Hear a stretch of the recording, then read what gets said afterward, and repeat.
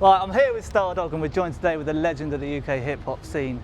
You might have seen her in the Pepsi ads, the McVitie's ads, you might have seen her at Glastonbury, you might have seen her at Reading and Leeds. She's done tracks with people like Master Ace, Skinny Man from High Focus Records, it's Truemendous. How we doing? Welcome to Manchester. Shout out to Stardog, thanks for having me. You're welcome. Shout Nice out to sunny Manchester. I love it here, I'm contemplating moving, so big up Manchester. Brilliant, it's a nice place. But this isn't the first time we met. I didn't want to tell you this before we started. You won't remember this. About 5 years ago, if not more, I met you in London very briefly. No. You were out busking on the street. Really? Busking is something you do quite a lot, isn't it? And you've been up here in Manchester doing the busking. Why is busking something that you think is important for your career? It's just excellent for rehearsal, clarity, stamina.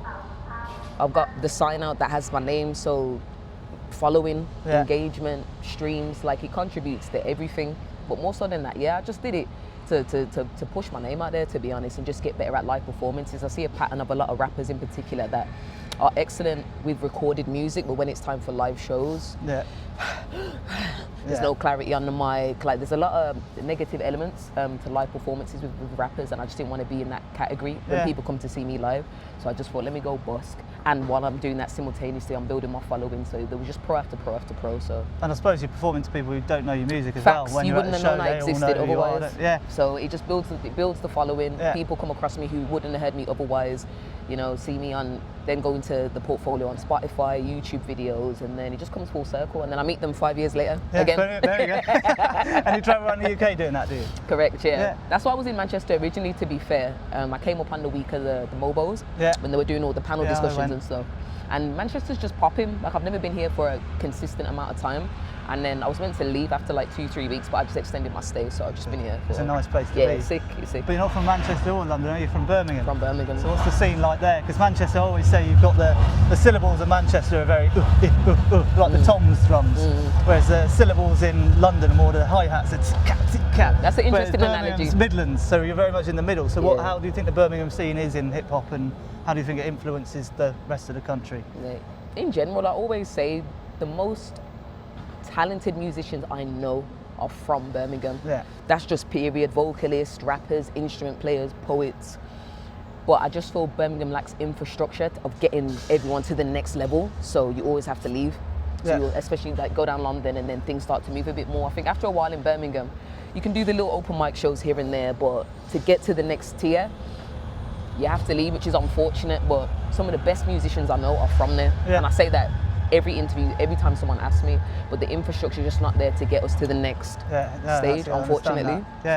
So in terms of the whole country, Birmingham or not, underrated rappers, who at the moment do you think from Birmingham from Birmingham or not, it could be anywhere in the country, who do you think needs a bit more recognition at the moment? Myself. Yeah, definitely. Creezon. Creezon's upcoming. Excellent rapper. Excellent rapper. He's built Kofi Stone, but Kofi Stone's edging up now. Like I feel like people are paying him a lot more. Do you know what I mean? But off the top of my head, I'll go with us three. Brilliant. When you were growing up, when did you start rapping? When did I start rapping? In secondary school. You know, when everyone just jumped on the bandwagon and everyone wanted to be an MC. But everyone was doing grime, and I enjoy grime, but not for myself. I preferred the beats that were a bit more soft, a bit more melodic. And I'm a heavy R&B head, like old school R&B. So I bought a little Poundland mic from Poundland, and I used to set it up on Audacity, like the software from back in the day. And in the background, all you could hear was and I'll just do like covers to like Destiny's Child beats and like Deborah Cox beats and like Next beats. And it was always very heavily storytelling based. And I used to just fling it, record it, try and get as much as the out as possible, and just fling it on MySpace. And that's kind of was my starting point, to be fair. But I was shy. I never used to do live performances or nothing. Didn't really take pictures with my face in, to be honest. So what is it that saw that growth then? When did you start seeing that happening? And what was it, do you think, took it to the next level where you start getting recognition? How far in was it? You know what, the first time I got recognised, I was in a cinema, and we sat by these girls to our left, and then one of them tapped me and was like, "Excuse me, are you Truemendous?" I was like, yeah. And I turned back to our friends, I was like, "Oh my gosh, show them." And then that was the first time. But after that, I think I just was more consistent with uploads, and then I transitioned from that to doing videos on like YouTube, so face to camera. And then after that, music videos. So then obviously my face is in it now. So, but to be fair though, in hindsight, I think I would have done a Gorillaz or something and just not put my face to the voice.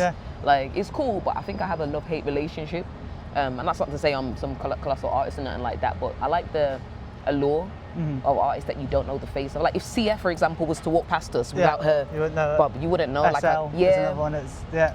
Yeah, but then you get to the point where if you want to take it off, you then feel maybe you can't, and you can't take that next step where people do know who you are. So if you want to change, I think it can be detrimental as well. Correct. I think I'm just attracted to the allure of not knowing. Yeah. Do you know what I mean? It's like Salt as well. Like before anyone knew, like it's like I just like the allure of it just as an artist. Yeah.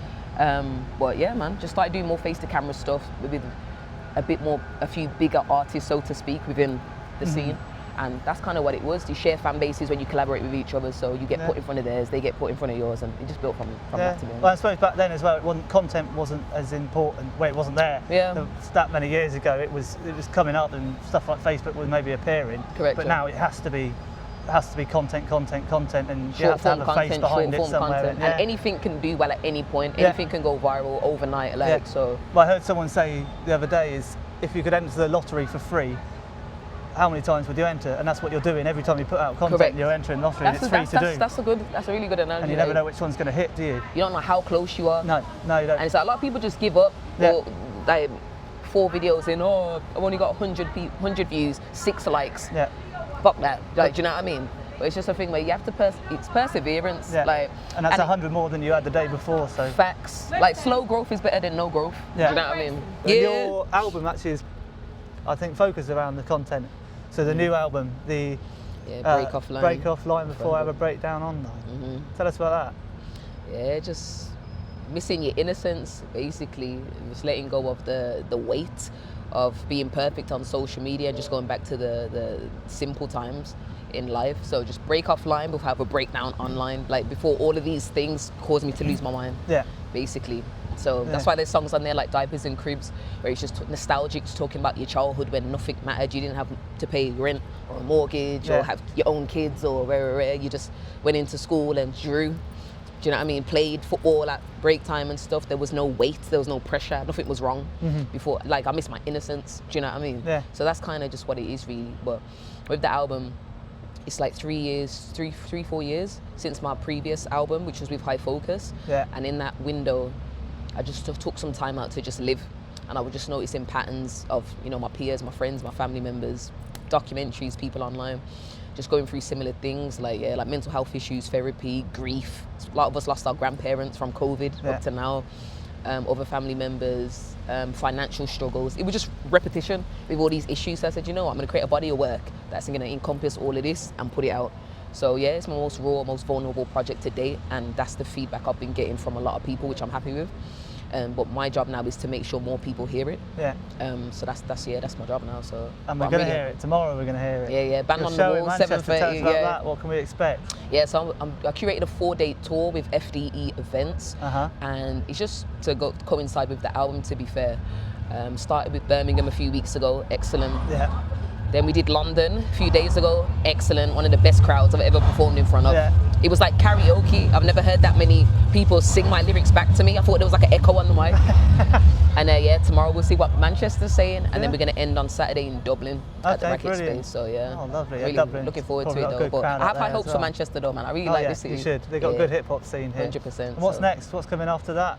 Just in general. Yeah, in general. What else have you got coming up? Anyone else you particularly want to work with? If you could work with anyone, dead or alive, who would you want to see? Yeah. Dead, probably Biggie.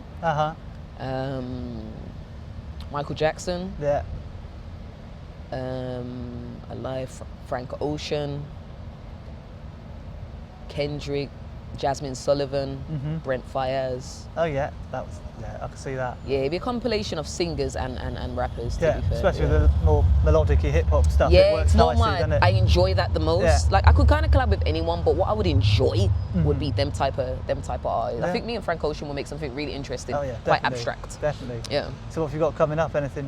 Anything after the album? We're just focusing fully on that. I've got a few features here and there. Yeah. But I was looking to transition more so into the theatre world, to be fair, like musicals. Okay. Like being not the face of it, but just the voice behind a few musicals. Yeah. Maybe a one-woman play at some point as well.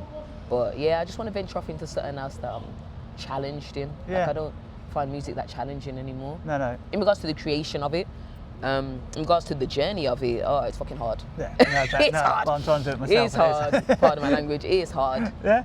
It's hard to the point where if I had to do everything again to get back to here, I wouldn't. No.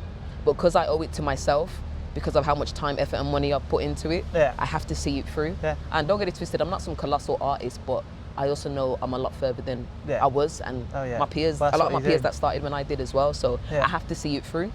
Do you know what I mean? But if I had to do it all again, politics, innit? Like gatekeeping, like it's not easy. No. Like, and it really is a thing where who you know and how much money can you pump into something like will surpass. Well, that was going to be my next question, is if you were to speak to your younger self now, what advice would you give, or to any upcoming or rappers trying to make it?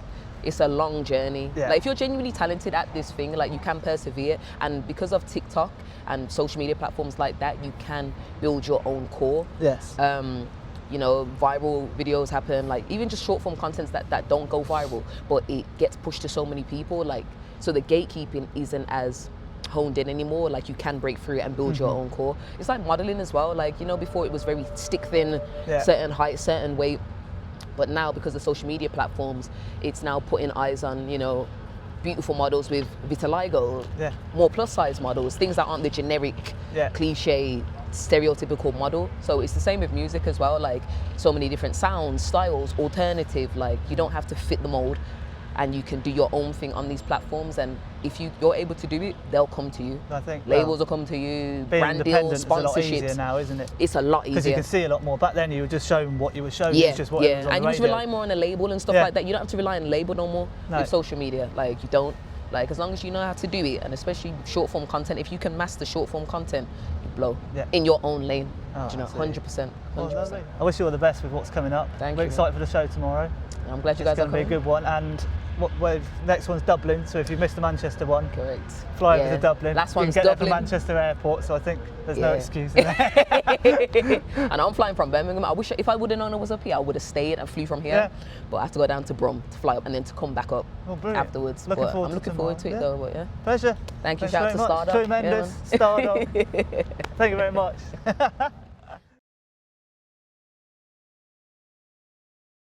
Like, slow growth is better than no growth. Do you know what I mean?